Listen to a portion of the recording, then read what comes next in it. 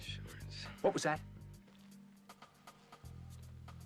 Eat my shorts. Hello and welcome, fellow film buffs. I'm Hunter Van Leerp, joined by my co-host and fellow cinephile, Zack Droll. Wait, this isn't from One of the Ring. Where am I? That's right, dude. You are in my house now. We are box office losers, and you are one of them now. Welcome. Welcome to the fold, awesome. Baby boy. Awesome. So each and every week, we are going to dive deep into the movie sphere to watch and review any and all films to ever grace the screen. This week, we're going to be talking about The Breakfast Club. Zack, hit us up with an overview of what the fuck The Breakfast Club is. The Breakfast Club is a 1985 American teen coming-of-age film drama written, produced, and directed by the king of coming-of-age movies of the 80s, John Hughes. He founded the Rat Pack, basically. I think they're called the Rat Pack, or the Rat Bunch, or... No, it was the Brat Pack. The Brat Pack. It was something. And it's these actors that we're about to mention.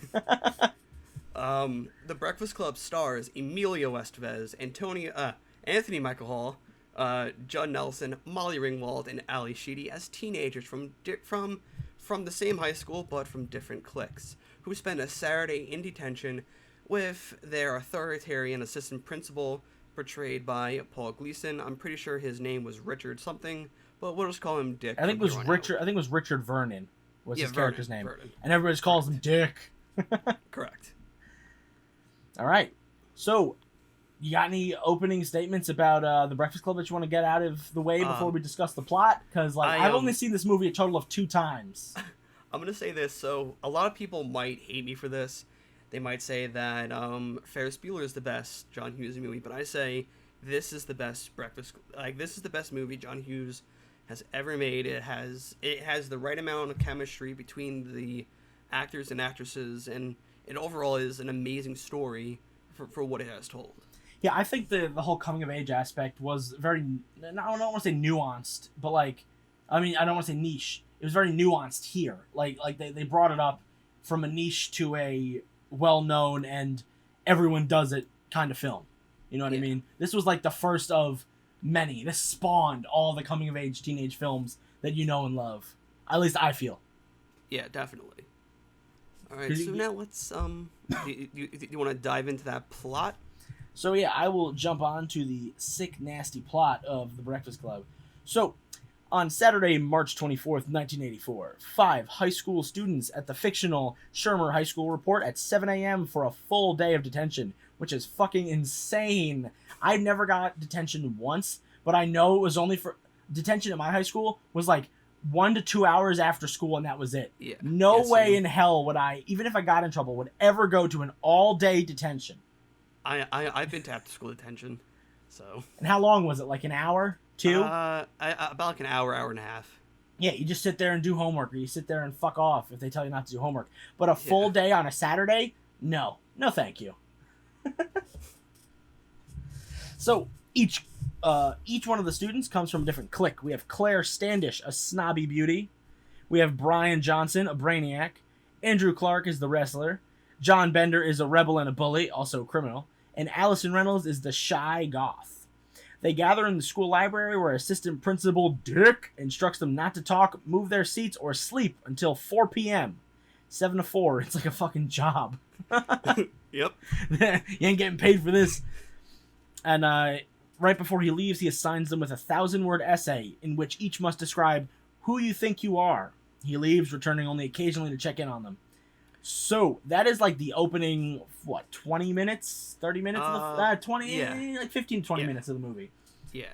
That's where we get to introduce all the characters. We get to see the touches of their family life, except for Bender. And Ally Sheedy's character. We don't see their, family life, but we see Claire, having a little argument with her family. We see Andrew and his dad yelling at each other, and then we just see Brian kind of in shame walk out of his car and get onto the a big old failure for getting detention. So it's very unique on how you see them pull up. You see the family aspect of 3 versus the broken home of 2. Mm-hmm. So now, continuing on with the plot, John, who is an antagonist, who is in an antagonist relationship with Vernon, ignores the rules, and riles up the other students, John spends most of his time humiliating Brian, bullying Andrew, and pretty much sexually harassing Claire, and ignoring Ellison because she is the mute. She's just fucking off in the back making weird sandwiches. Yes. Which was what, like cheese, sugar, and Captain I think it was Crunch? cheese, sugar, yeah, and Captain Crunch or Cinnamon Toast Crunch. I can't really tell from the way it was Captain Crunch, I think I remember. Okay. But they all individually feel sorry for him after seeing how he interacts with his abusive adults like Vernon, who give John 8 weekends, which is a total of 2 months worth of additional detention, and eventually locks him in the storage closet, but he escapes and returns to the library. That is absolutely ridiculous. How can a teacher, even, what is he, the assistant vice principal or whatever? Yes. How can they just be like, all right, I'm going to give you, I understand getting a bunch of detention for mouthing off. You know, you disrespect an authority figure, Yeah. you're going to have consequences. But locking him in a fucking closet and threatening to beat the shit out of him and kill him, that's a lot. Especially for a kid who's supposed to be maybe 18, because it seems like he may have gotten held back. Yeah. So that is for some absolutely reason, ridiculous. I remember a scene differently. I thought when he was going back to the library, I thought he was doing like the Die Hard thing. Oh, when he was crawling? Through the I'm talking about when Vernon was just verbally abusing the shit out of him. Well, no, I was talking about when he escaped. For some reason, I remember him like just mimicking that scene. But he actually starts telling a joke. Yeah. He's crawling through the vents and he's like, 3 people walk into a bar. I forget what 3 people walk into a bar. And then as he's getting through the joke, he crashes through the ceiling and screams. he fell pretty far too. Dude, when that happened, I've seen this movie one time before this morning, and it was back maybe senior year of high school. I wrote it down in my review somewhere. Maybe senior year of high school, and I totally forgot that he falls through the ceiling. It's just the antics you can get up to in a wacky high school movie. Yeah, no. So, the students pass the hours by talking, arguing, and at one point smoking marijuana, except for Ellison, who does not smoke. Gradually, they open up and reveal their secrets. Claire has many experiences with peer pressure. John comes out from an abusive household. Ellison is a compulsive liar. And then Andrew can't think for himself. And then Brian is he contemplated suicide over a bad grade, but he did it he was going to do it with a flare gun? It's probably possible for all we know. Oh, yeah. Oh, especially because, that thing shoots out. It definitely at least give you I don't think it will go through you, but it would definitely give you a severe concussion or, possibly, fuck your brain around and, rattle it up. Yeah. They discover they all have poor relationship with their parents. Claire's parents usually get back at each other during arguments because they're from a broken home. John's parents physically and verbally abuse him as well as each other. Allison's parents just neglect her. Andrew's father pushes him to the limit because he's the star wrestler. He's got to do this. He's, there's a whole thing with, pageant moms that comes to mind where the pageant moms force what they couldn't do onto their children, and then it drives them eventually insane. And that's what I feel like Andrew's path would be going down if we got more into, what happened after they, graduated high school, if he didn't stand up to his father and tell him to go fuck off. Oh, yeah, definitely. And then Brian's parents pressure him into earning the highest grades possible, so when he gets an F in shop class, him, wanting to kill himself because he got an F is because he doesn't want to disappoint his parents, which is a whole other situation, Yeah. So the students realize that despite the differences, they face similar problems. So this is probably what, maybe halfway through the movie. We skipped over the parts where they're running amok in the halls, going to the cafeteria, going to the basketball court when Bender gets his marijuana and then stuffs it in Brian's pants. We see the janitor show up. I think his name's Clark, the janitor. Yes, correct. Or Joe, one of them. And Clark. He's got a relationship with Brian, which seems a little weird at first, but I think it's just because Brian is an outcast and he just talks to the janitor because, whatever. That's what every nerd does. They talk to the fucking janitor nowadays. Yeah, and then nowadays, this is back in '84. Oh, but back in '84, now if a janitor talks to a kid, he gets fired and charged for something. And then there's the scene where Vernon and that's later. There's a scene where Vernon is walking around in the in the the school whistling and getting water as all the students are running around in a little montage. Yeah, which I thought was great. It's a good scene because like this soundtrack's really good for this movie. Soundtrack is bumping for the time it came out. Oh yeah, definitely. Now continuing on with the plot, Claire gives Ellison a makeover. I fucking hated this part. It was weird. I absolutely fucking hated this part because one, it shows that only that Andrew likes her for her looks, and nothing else. Well, I think she looked better when she was the shy goth. Well, that's because you like, Yes, you like goth girls. That's you. Yes. But no, it's not only just that. There was a little bit of that, but you can see like even at the beginning, besides the fact she's a little weird at the beginning, like once she starts opening up, you can see that Andrew is starting to take like a little bit of a liking to her. It comes out more fully when she does get the makeover, and then they kiss near the end. But you see slowly that Andrew is like looking at her, and they're smiling at each other, and they're like, he yells at Bender when Bender starts picking on her after they smoke marijuana, and they're sitting in the little circle where Brian reveals that he had the flare gun in his locker. Yeah. Yeah. So like, let's before we continue on with the plot, let's talk about a little bit of like the marijuana smoking scene, because like Andrew hotboxes himself in one of the study rooms while the others are all smoking around except for Ally, which she's shy off in the corner. He hotboxes himself far too much. Dude, he goes crazy. And also he breaks the door. Yeah. Might we add, he breaks the fucking door. Yeah. Now continue on with the plot. So Claire gives Ellison a makeover, which sparks a romantic interest of Andrew.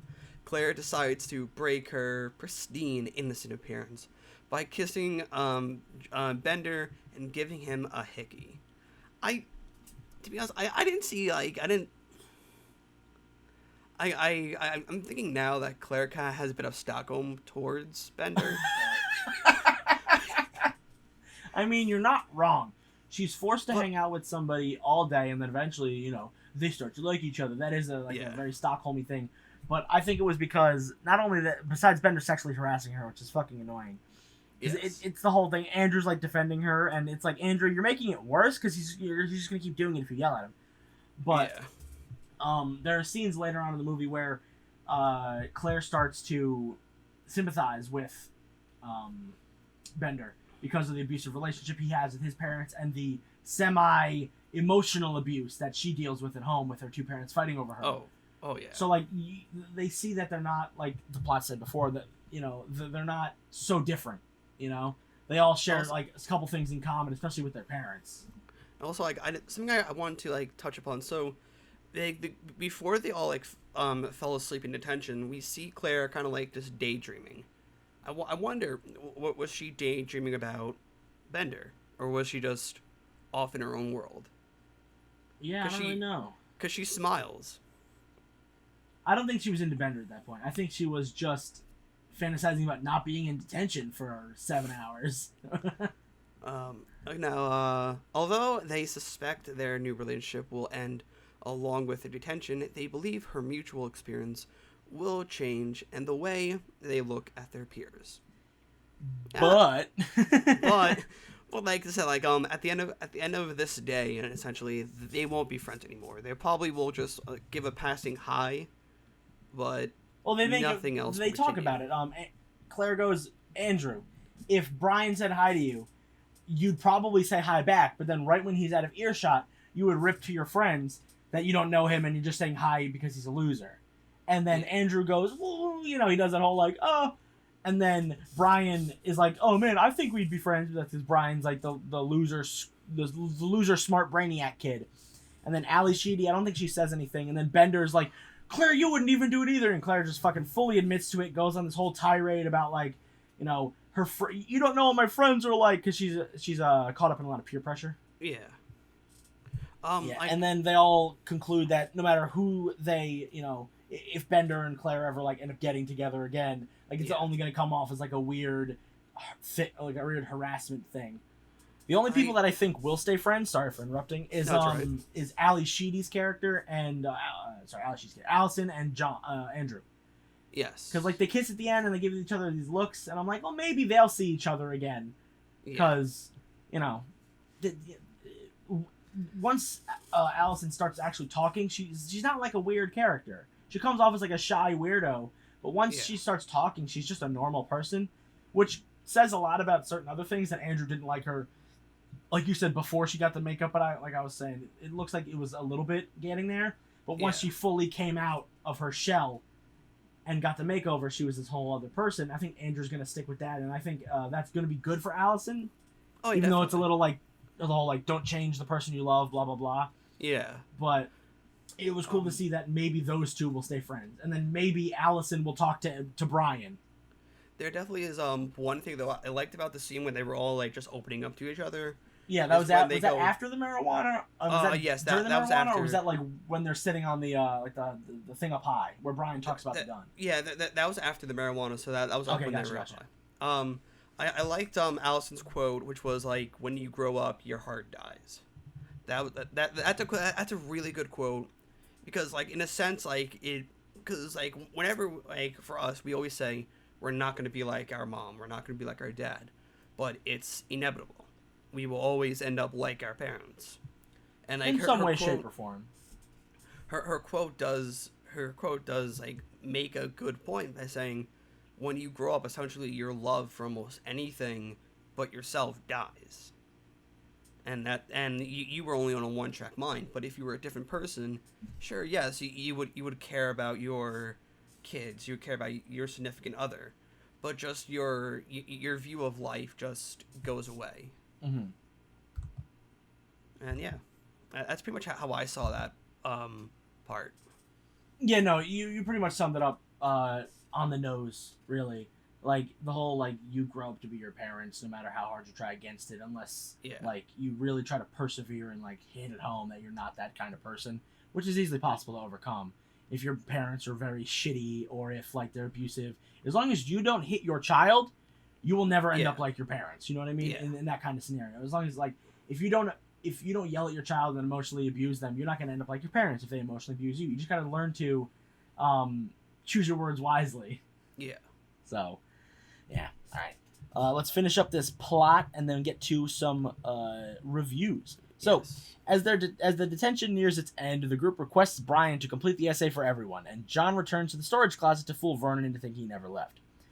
Brian leaves the essay in the library for Vernon to read after they leave. As the students part ways, Allison and Andrew kiss, as do Claire and Bender. Allison rips Andrew's state championship patch off from his jacket to keep, and Claire gives John one of her diamond earrings, which he puts on. Vernon reads the essay, in which Brian states that Vernon has already judged who they are using stereotypes, which is basically the whole thing of the movie. Like, each person is categorized, and throughout the movie, they're all trying to break their own stereotypes. Yeah. Which I thought was a really cool, like, little fuck you to not only John Hughes himself for him going, oh, fuck you to me, because he'll write at the beginning, like, stereotypes, and then he goes, now we're gonna tell myself to go fuck myself, you know what I mean? Yeah. And then it's also a big F you to Dick. Where was I? Vernon reads the essay, in which, okay, I got there, and that Vernon is crazy if he thinks they'll let him tell them who they are. He correspondingly states that each one of us is a brain, an athlete, a basket case, a princess, and a criminal. Does that answer your question? As he signs off, sincerely yours, The Breakfast Club. Which, I never understood the name of The Breakfast Club. I know that they all got up at 7 in the morning to go, around breakfast time, to go to detention. But they hang out till 4 p.m. They should be called the Brunch Club, or the Dinner Club, or the Detention Club. I never understood why they called themselves the Breakfast Club. They don't even eat breakfast together. Well, they kind of eat lunch together, but that's... Then it's the Lunch Club. No, like, so... I also like, if you look at the way he signs off when he goes, like, oh, to, like, the athlete, the criminal, like, he also does inadvertently snitch out Bender, because Bender is on there. Yeah, as a criminal. Yeah, so, like, he does inadvertently snitch that Bender was with them the entire time. Mm-hmm. Which goes to say, even though, God, I don't remember his name, Brian, breaks his stereotype of tattletale nerd, he still a little bit goes back into it, because he writes the whole essay. I think Brian is the only character who doesn't really change that much throughout the film. He overcomes, being humiliated and being his own person. He stands up for himself near the end, but he still goes into the whole of, I gotta be smart, I'm writing the essay for everyone, because I'm probably the best at it. And then he goes, and I'm a snitch a little bit, but it was a good message to end on. And then the last scene we have is Bender. He's raising his fist while walking through an empty football field. Don't you? That is still like a very iconic shot. Oh yeah, it's probably one of the most iconic scenes in cinematic. Yeah, exactly. Yeah. Because like, if you list off like great cinematic scenes, you get the ending of The Breakfast Club, you get the revealing of the DeLorean from Back to the Future, seeing the pirate ship in the Goonies. Everything's a very like you can pinpoint iconic scenes because they just resonate with you as a whole. All right. Yeah. So let's get on to some reviews before we get on to our final thoughts and closing about whatever goes on in the movie sphere these days. Yes. So Zach, you can start out with your review while I pull mine up. So like for me overall, I see this movie as the best John Hughes movie ever. The storytelling, the characters, the acting. This movie is just perfect. If you really are to think about it, like this movie was way ahead of its time. If you are to create this movie now, it would still get the same like cult following and still same like heartfelt message, but overall like I think that this cast really knocked it home. My favorite scene is when Bender, Judd Nelson's character is recreating his home life. It's very very emotional. You see it, and when Andrew goes, that's a load of crap. That never happened. And he walks over to him, pulls up his sleeve, and you see a perfect burn of a cigarette mark. He goes, of a cigar mark. He goes, and this is a burn of a cigar. This is what you get in my house when you knock paint over in the garage. Yeah, which is a fucking huge like overstep right there. But also outside of that scene, like also my favorite character being Ally Sheedy's character, Ellison Reynolds. She is like we didn't touch on this in the plot. She is just there because she had nothing else better to do on a Sunday. Yeah, which is crazy. But she's also a compulsive liar. So yeah. So what could she have done? She probably like got fed up with something and maybe cursed out a teacher, or she's klepto obviously, so she steals a lot of stuff. Yeah, so maybe she stole something. Switchblade. Yeah, she may have stole stuff, and then oh god. Yeah, like and my overall rating of this movie, and I will be doing ratings like this. I'm giving it 10 Andrew Clark lunches out of 10. Yeah. Yeah, you're gonna give it a 10 out of 10. Yeah, because is there anything else you want to touch upon? I think I brought up that like this movie was definitely ahead of its time, and I want to get your take on that really, if you don't mind. It being way ahead of its time, or do you want my little review? Being ahead I definitely think it's way ahead of its time. Like when I was talking about earlier about the coming of age stuff, it is like the flagship coming of age story. Yeah. Whenever you think of a coming of age story, you think, besides Disney movies, you think Breakfast Club, you think Goonies, you think Pretty in Pink. You know what I mean? And two of those were John Hughes movies, but still, like you think of these iconic, like teens breaking stereotypes and these teenagers overcoming things that even adults can't overcome in like the fraction of a movie. And yes, I know it's a movie, so it's not like a real revelation that these kids make, but it's still something that like is good to see for kids nowadays. Like when I was in high school and I first saw this movie, it didn't like a lot of people were jerking it off and saying it's the best ever, and you're doing a little bit of it too. But when I first saw it, I was like, this is a good movie. It's definitely not what everyone's saying it was. It's not the best film ever, but it is one of those films that I think everyone has to see at some point in their life. Well, it's like... Whether they see a remake or they see the original, I definitely say see the original. But, like it is something that everyone needs to see. If you want to see, like, a perfect, like, sequel, air quotes, to The Breakfast Club, I definitely recommend St. Elmo's Fire. That's another like really good movie. It's not by John Hughes, but it has a similar cast. I think it's most of the same people. It has Judd Nelson. I think Ally Sheedy. And I think the guy who plays Brian, he's in there too. Yes, yeah. I think it's those three because Emilio Esteves and Molly Ringwald were doing, I think, Pretty in Pink and whatever Emilio Esteves does. Yes. So he's everywhere, being but associated to the Sheen family. yeah. All right. So let me run through my little review first, and then we'll get to some closing arguments, and then talk about whatever we're going to talk about for the rest of the Breakfast Club. Yeah. So the Breakfast Club means a lot of things to a lot of different people, and to me it means friendship, regardless of how the movie ends and them saying they won't actually talk to each other again. To me, that doesn't really hold up to the standards of friendship today. Watching this in today's environment, when you see these friends not talk to each other, or they're going to say they're not going to talk to each other, I honestly don't believe it. Besides what I said about John and Andrew and Ellison, I do think they'll all talk to each other, regardless of what they say. So that's just something that's twisted the knife the wrong way for me. I was like, why would you, like, you guys bonded. You guys should be friends regardless of what everything says. You guys all overcame the whole, you overcame peer pressure. You overcame, loneliness and shyness, and like, you became better people. Why not just hang out with each other? Like, if, I wrote it in here somewhere, you fight for your friends no matter who makes fun of them or if someone says they aren't worth your time. Like, you should always fight for someone you want to believe in, until they prove you otherwise.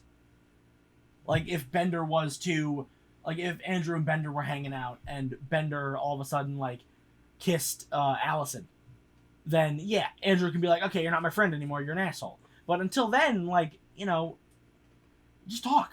It's not hard. But back in the day, I mean, I'm not an 80s kid. I wish I was an 80s kid, but I'm not an 80s kid. I don't know how cliques were back in the day. I never really had cliques in my high school. My high school was just a melting pot. I talked to everybody. Was I popular? No. Did I talk to everybody? Yeah, because I didn't give a shit. So, like, if I liked somebody, I would go out of my way to hang out with them. You know what I mean? Yeah, like, I'm a bit different. Like, my high school did have the cliques. It had, like, your nerds, your goths, your hot Cheeto girls at 7 o'clock in the morning. And you had hot the Cheetos wannabe... in Starbucks! And you had the wannabe thugs. And that's just overall, like, yeah... I talked to some of them, but I mainly stuck with my clique of the nerds, the gamers, and stuff like that. Oh, yeah, I stuck with my peeps, but every once in a while, if I was in class with somebody, I'd, chat up the guy next to me or the girl next to me. Or when I had a lunch period with people that weren't in my close proximity of friends, I would just go sit with other people and just chat it up and, make new friends or make new connections with people that I've only talked to in middle school. I went to Connecticut for... I was in Bellport my entire life. So Connecticut is 4 elementary schools that go into 2 middle schools that go into 1 high school. So it was just a melting pot of, like, if you're in a clique, you're in a clique from a different school, and then it didn't work out. Because, like, everything just happened to be like, and you're there. Like, don't get me wrong. The goth people hung out with each other. The jocks hung out with each other. But there were still people who, like, bled between the lines. You know what I mean? Yeah. Here's more of my review. All the characters are well written with complex and complicated backstories and home lives, which we don't necessarily have to see to believe. The acting is surprisingly great, despite this being stacked with quote unquote kids. I just wish we got more of Gleason. His character was very underutilized. I wanted a little bit more of Vernon. Like when he was downstairs in the files, looking at the downstairs in the little like file room, looking at the files of the kids, like for the guidance counselor. Yeah. And the janitor shows up. Like, I wish we got a little bit more of their conversation, because the good 5 minutes we got of them hanging out was like a nice little, like, hey, you don't got to be a dick to these kids just because you think they're not going to take care of you when you're older. You have to meld them into the people you want them to be. Don't just yell at them because you're an asshole. So I want like, I'm sorry to interrupt your review. No, it's fine. I want to talk about that scene. So, as you know, like, since being the first episode, I'm a bit of a film buff. I point out continuity errors in films. Yeah, you're a bigger film buff than I am. I just like watching films. You like dissecting films. Yeah, so there's a continuity error in that scene when they're talking at the file cabinet, and if you pay close attention, so there's like a small little card on the file cabinet that kind of like says, oh, like A through Z, let's say. When it goes back to the over the shoulder shot of Vernon, it's perfectly straight, but when you go over to the over-the-shoulder shot of the janitor, it's crooked. So when you rewatch that movie, you can never unsee it. Now, next time I watch it, I'm gonna see that and go, "Fuck you, Zack." Yeah. Yeah, I saw it. I was like, a lot of those wait a little minute. like tiny things are super duper annoying. Yeah. Like once you know about the stormtrooper bumping his head in Star Wars, you always see it. Yeah. Or Ewok's not blinking. Or even the in Fight Club you have I think like the light switch in the background. I heard it like it disappears then reappears. And like in different shots. Yeah, and, or and the I know, room like, with the spoons. spoons. It's like it's in the same scene, but like it disappears in different shots. Yeah, like the first time I watched The Room, I didn't notice all the spoons in the pictures. And then once you said something about it, that's all I can see when I watch the film is all the spoons and all the pictures in the background. Yeah, because I was showing you like scenes from when fans go to see the movie, and you're like, why are they throwing spoons? I go, well... And we'll definitely cover The Room at some point. Yes, on definitely. this, because that is one of the greatest terrible films of all time. Maybe we'll do a back-to-back. We'll do Disaster Artist, The Room. Yeah, that's what I might suggest. We do The Room, then Disaster Artist. Yeah, because I just want to talk about those films, because there's... Oh, Disaster Artist is great, but The Room is like so bad it's good. Yeah. And then I want to talk about more Tommy Wiseau films, because he's got this one coming out called Big Shark. Cannot wait to see that. I still haven't seen Best Friend. Best Friends. Yeah, there's Best part 1 and Friends. part 2. They both came out, so maybe we'll watch those as well. Also, like I was to mention too, so to the podcast listeners, me and Hunter have been friends probably for like 4 years now, I think. Close to that, yeah. And like our first movie that we actually saw together with a group of friends was Disaster Artist. Yeah, that actually was that like was the first life-changing. movie. Like it was because it was fun because I got to be with the people who are considered my best friends at the time. Yeah. Some who I still keep in contact with. Mm-hmm. Same. Yeah. But like, because I remember the hype up to that movie. I didn't know what it was. I saw James Franco and Seth Rogen tied into a movie, and I was like, "There's no way I'm missing this." And then you told me it was based off this weird movie by this actor I never heard of, and I was like, "No, you're lying to me." And then you showed it to me, and I was like, "This is the greatest terrible movie ever."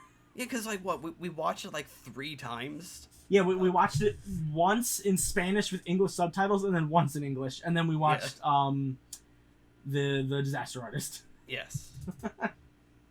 It's still really fun. It's ridiculous. Back to Breakfast Club. We'll get to The Room eventually. That is a tale of woe. So all right.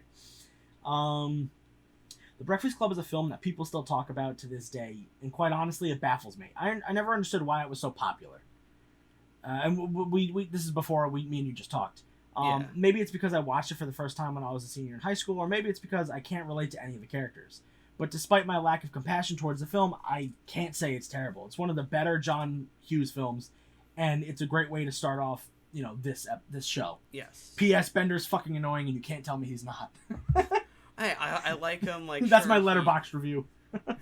I like Bender. He sexually harassed Claire. He even does something under the table to Claire. Yeah.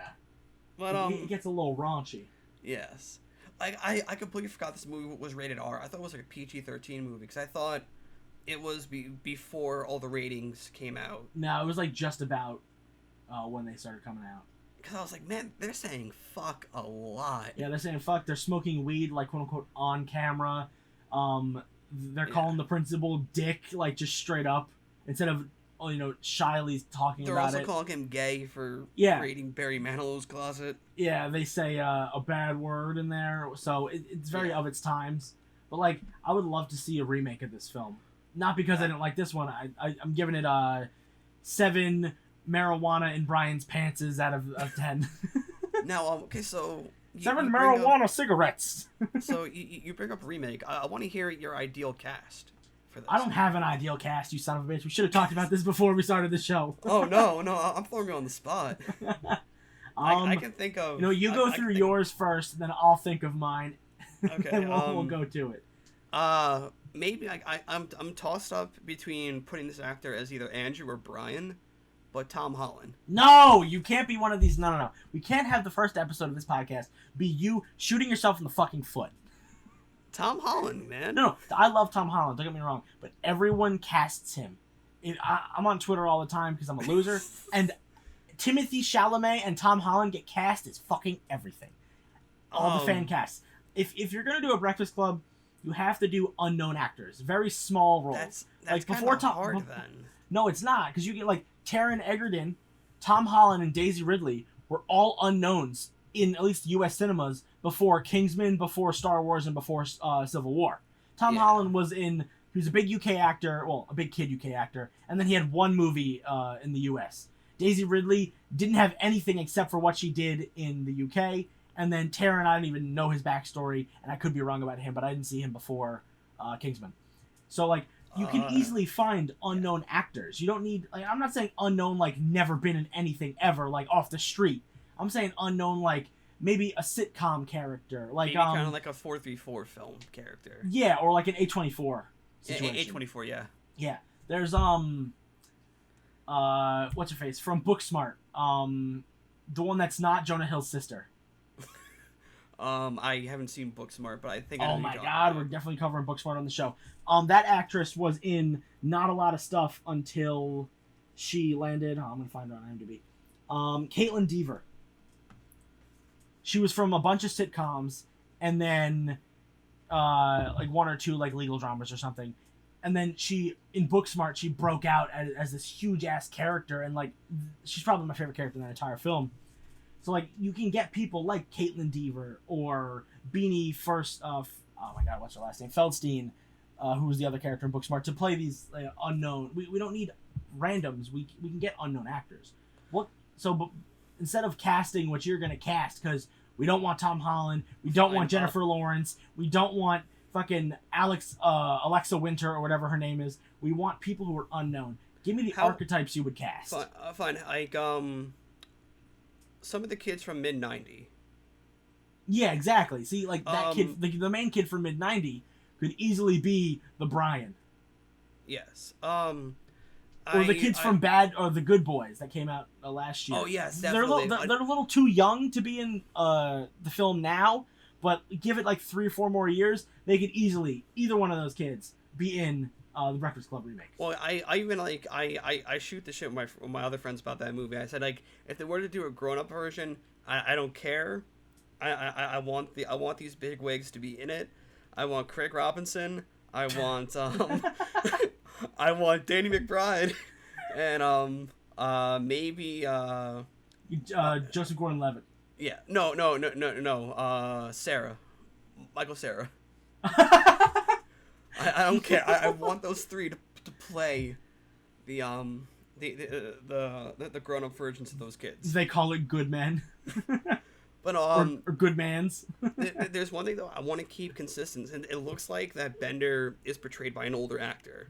Yeah. I guess someone who can seems like a little bit of someone who can play. I want to see who can play like a good like Dick, in a sense. Get like maybe do keep talking while I look this up. Oh, keep talking. So for me, instead of getting actors, I would like to just cast archetypes instead. Like keep the same like the criminal, the loner, the etc. But like we need more representation in this film.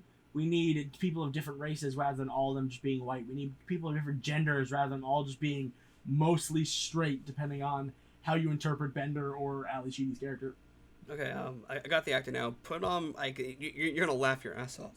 Excuse me. Tom Hardy. Just put Tom Hardy as Bender. No! Why not? A grown-ass man hanging out in high school? Well, that's who Bender was. No, Tom Hardy can be the janitor.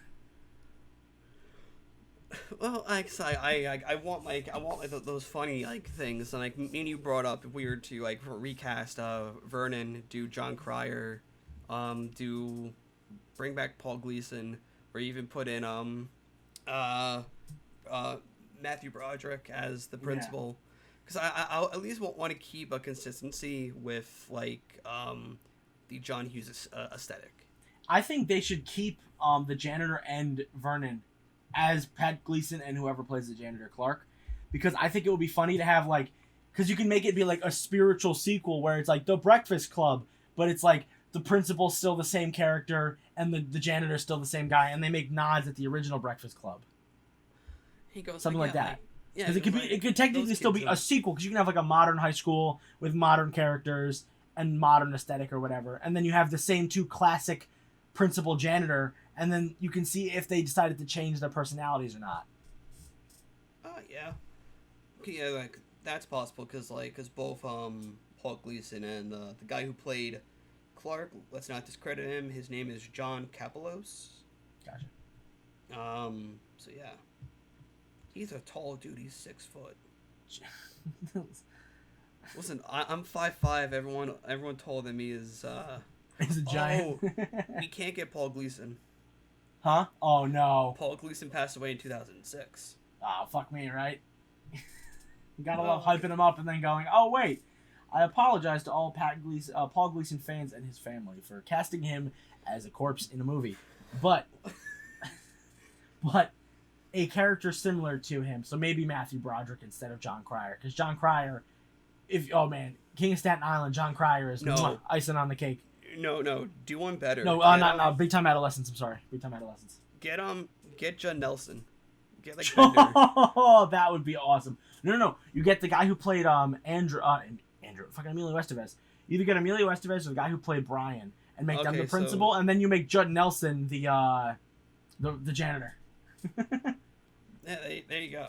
Or you could make Judd Nelson the principal, and it's like eventually he ended up respecting. Oh, this is the principal. He ended up respecting authority, and then decided to teach youngins so they wouldn't end up like him.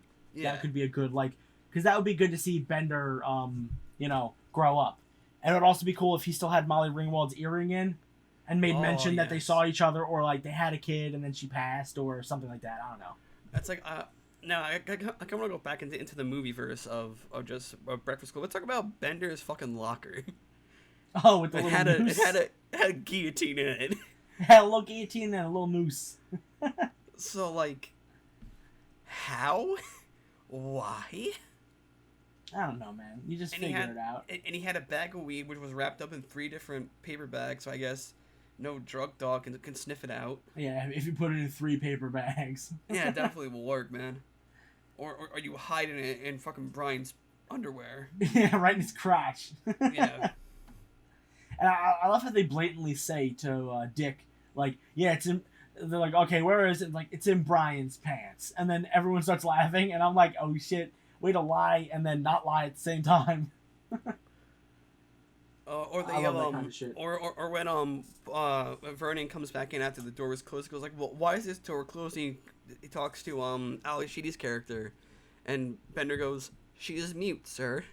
She doesn't talk. Yeah, and then it's like, all right, who took the screw? Why did you take the screw? And he's like, I didn't take the screw. What screws just fall out all the time? And then I think Molly Ringwald or Andrew backs him up. And then him and Andrew put that thing in front of the door, and they're like, what if it's a fire hazard and we all got killed? And he's like, all right, Andrew, why'd you put that there? Andrew, move that. Go, Andrew. Don't put that there again. he avoided all fucking responsibility for that. That I found hilarious. Again, it adds layers to the character that we only see for like a 20% of the film. Then yeah, like I like this movie because I'm also like because you know me, like I said, I'm a film buff. I love classic movies, mainly between the 80s and stuff, because like the 80s were a beautiful time for cinema. Yeah, in my opinion, 80s were the golden age of cinema, my dude. 80s and 90s were definitely key pivotal moments in cinema. We got Terminator, we got RoboCop, we got Die Hard, we got Breakfast Club, we got almost every John Hughes movie. It's also a shame that I didn't know this that John Hughes passed in 2009. Oh, dude. There was this. Did John Hughes do Home Alone? Yes, he did. Yeah, I was watching there's a series on Netflix called The Movies That Made Us. Yeah. And I didn't know John Hughes was dead when I watched the Home Alone episode. So right in the last 10 minutes of the Home Alone episode, they give you this like whole thing about like John Candy was also supposed to be in the movie at some point, or he was. And oh my god. They talk about how John Candy died, and then like 10 minutes later they're like, and then when I heard that John Hughes passed, and I was like, you can't double whammy me like this, dude. And I was like bawling. I was like, you cannot do this to me right now. I just watched a film about one of the most, like a little documentary about one of the most inspirational films that may never have happened because of budgeting and whatever. You should definitely check out The Movies That Made Us if you haven't yet, Zach. But like, oh man, gut punch every single time. They did a Ghostbusters one where they talk about Harold Ramis, and I was like, why? God. Why? They do Dirty Dancing where they talk about Patrick Swayze. Dude, I can't. Every single one except for the Die Hard one ends with like a death of some actor. They didn't touch upon the Alan Rickman stuff in the Die Hard one. I think with Ghostbusters, isn't like the new one that was supposed to come out during like the middle of this, like actually supposed to be out right now. Actually, it was supposed to be out now. Yeah. Yeah. It was done. It's being done by his son or his nephew. Yeah, his son or daughter, I think. Right. Yeah. Because like I'm appreciative of that it's being done by someone who is. It's not being done by Ramos's daughter or son. Yeah. It's being done by the original writer / director, and then Ramos's family is helping as well. Yeah. Yeah. Which is very good because you also got the air quotes, like you have one member of the Brat Pack of this generation, which is Wolfhard. Yeah, Wolfhard. He's definitely part of the Brat Pack. Yeah, the Stranger Things brigade. Like hell, even if you cast half of them in a new Breakfast Club, it could. Yeah, but then it would just be Stranger Things. Well, anything at this point with like Wolfhard in and is Stranger Things the movie. I know, because everyone knows him from Stranger Things. Then you see him, he's like, he's not just Stranger Things. Yeah. So, all right, Zach, do you want to close us out of this first episode instead of me closing it out, because I want you to talk a little bit more? Yeah, of course. Yeah, no. Thank you all for listening, guys. You can follow us on Instagram at Box Office Losers, and on Twitter at Box Losers, not Box Office Losers, because someone stole that and they haven't used it since 2011. It's not that they stole it; they had it first, and then they just stopped using it after it tweeted Twitter, nothing. Twitter was supposed to delete inactive accounts. Yeah, but they never do. So follow us at Box Losers until we can clear this up or until that account somehow gets deactivated. Stay up to date with us. I'm on almost everything. I'm on Twitter, Facebook, Instagram. Follow me wherever you can. Mainly Instagram and Twitter is where I post. I'm also what's your handle? At Dark Shadow Zack on Twitter and Instagram. I'm also a contributor on the Sports Hit List. That's a little shout out to the sports podcast that I work on. But yeah, now you want to give a shout out to anything? Yeah, so on you can follow me at Scruffy Mooseman on both Instagram and Twitter. I either talk about Batman or comic books or post pictures of myself with my girlfriend or whatever other projects I'm doing if you follow my personal account. And then for my podcast, Android's Amazing Podcast, you can follow that on Instagram, just at Android's Amazing Podcast. It's a comic book podcast I do at the store I work at. We talk about comics, movies, TV, the entire realm of comic books. And that's about it. Zach, take us home with the last sentence of our little outro. Don't forget to subscribe, leave a review, and share with your friends. We are the Box Office Losers, and we are signing off. Peace. Stop recording.